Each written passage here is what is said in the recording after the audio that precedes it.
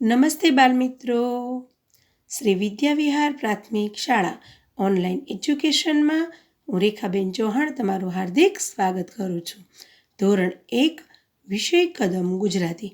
બાળમિત્રો, કદમ ગુજરાતીમાં આજે આપણે કક્કો શબ્દ સાથે બોલીશું.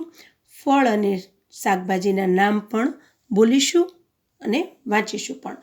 બાળમિત્રો, આપણે અગાઉ સાદો કક્કો, સાદા શબ્દો, કાનાવાળા શબ્દ, રસ્વ કીવાળા શબ્દ, દીર્ઘ કીવાળા શબ્દ અને રસ્વ કુવાળા શબ્દ વાંચતા શીખી ગયા બાળમિત્રો. તો બાળમિત્રો, આજે આપણે કક્કો શબ્દ સાથે બોલીશું અને વાંચીશું. ચાલો આપણે બોલીએ. જુઓ બાળમિત્રો, કક્કો શબ્દ સાથે મેં એક ચોપડામાં લખેલો છે. શબ્દ સાથે કક્કો એટલે કે કલમનો આપણે બોલીએ છીએ ને, તો કલમ એનો શબ્દ છે. કલમ ઉપરથી ક, ખટારા ઉપરથી ખ, તો આપણે એને શબ્દ સાથે બોલીશું. ચાલો બાળમિત્રો બોલીએ. ક તો કલમ, ખ એટલે ખટારો, ગ તો ગણપતિ, ઘ તો ઘર, ચ તો ચકલી, છ તો છત્રી. બાળમિત્રો, આપણે શરૂઆતમાં શીખીએ ત્યારે છત્રીનો છ, જમરૂખનો છ, એવી રીતે બોલીએ છીએ ને, તો આ શબ્દ સાથે એવી રીતે જ લખેલું છે. જ તો જમરૂખ, જ તો જબલાનો જ, ટ તો ટપાલીનો ટ, ઠ તો ઠળિયો, ડ તો ડમરું. આ એના શબ્દ છે બાળમિત્રો.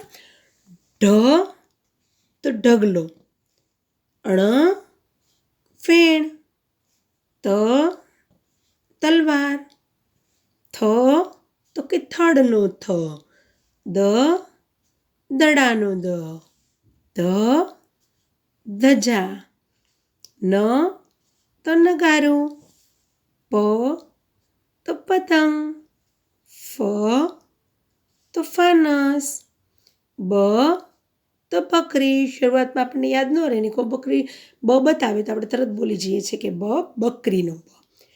ભ તો ભમરડો. આ તો બાળકોને બહુ ફેરવાની મજા આવે નહીં? મ તો મરચું. મરચું કેવું લાગે? તો કે તીખું. ય તો યતી. ર તો રમકડું. રમકડા તો બાળકોને બહુ વાલા હોય નહીં? લ તો લાડવો. કેવો લાગે? મીઠો મીઠો. વ તો વહાણ. શ તો શંકુરું. શંકુરું એટલે મોટા વાટકા જેવું આવે. ષ ષટકોણ. ષટકોણ એક આકારનું નામ છે. સ સસલું. હ હરણ. ક્યાં હોય? જંગલમાં. અળ નળ. નળ તો બધાના ઘરે હોય. ક્ષ તો ક્ષત્રિ અને જ્ઞ તો જ્ઞાની.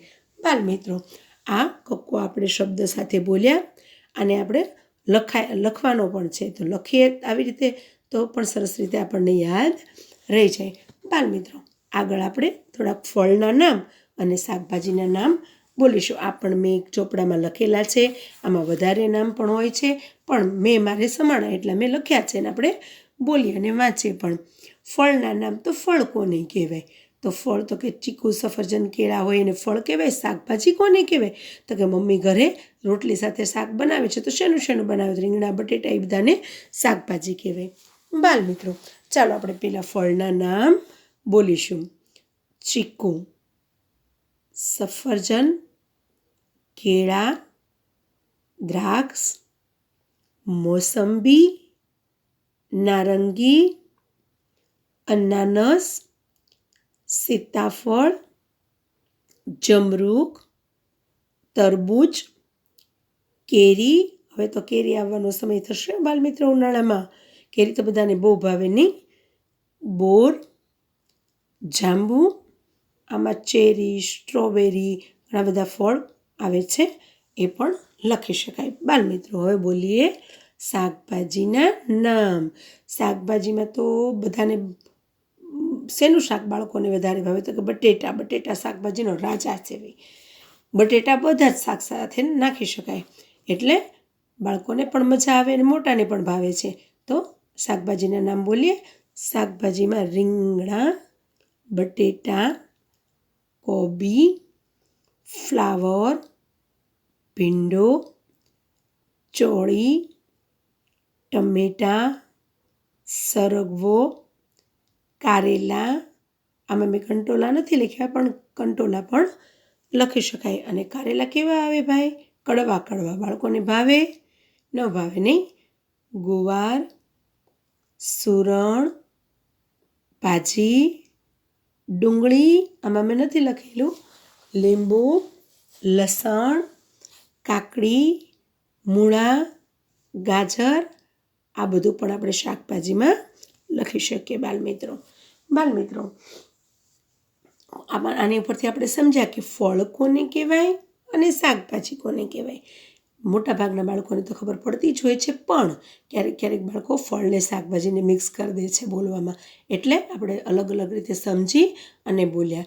બાળમિત્રો, તમારે કો શબ્દ સાથે પણ બોલવાનો છે મમ્મી પપ્પા પાસે, અને ફળના નામ અને શાકભાજીના નામ પણ શીખવાના છે. બાળમિત્રો, આપણે આવતા વિડીયોમાં પશુ પક્ષીના નામ, પ્રાણીઓના નામ, પ્રાણીઓ પણ 2 પ્રકારના હોય, પાલતુ પ્રાણી અને જંગલી પ્રાણી, એ બધું આપણે શીખીશું. પાલતુ પ્રાણી એટલે ગાય, ભેંસ, બકરી, જેને આપણે પાળી શકીએ, અને જંગલી પ્રાણી એટલે વાઘ, સિંહ, ચિત્તો, એને આપણે પાળી શકીએ નહીં. બાળમિત્રો, આપણે આજે આટલું શીખ્યા.